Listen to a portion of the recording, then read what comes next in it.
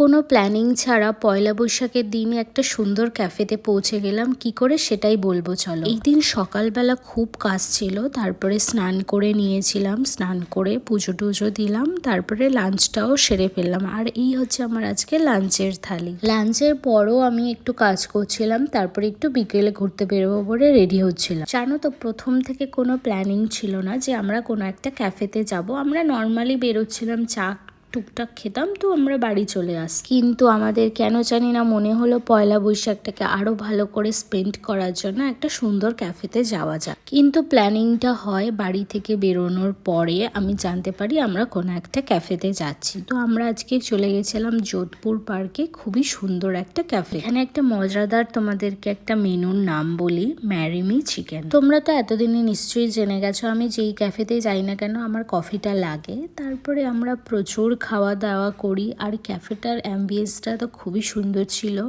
আমরা অনেক photo videos তুলি, তারপরে অনেক খাওয়া দাওয়া করেছি, রাতের ডিনারটা ওখানে কমপ্লিট করেছি। তারপরে আমার ভাইকে ফোন করলাম, ও বললো ওর জন্য কিছু আনতে, তারপরে ভাইয়ের জন্য আমি খাবার নিয়ে বাড়ি চলে এলাম। তো দ্যাটস ইট ফর টুডে।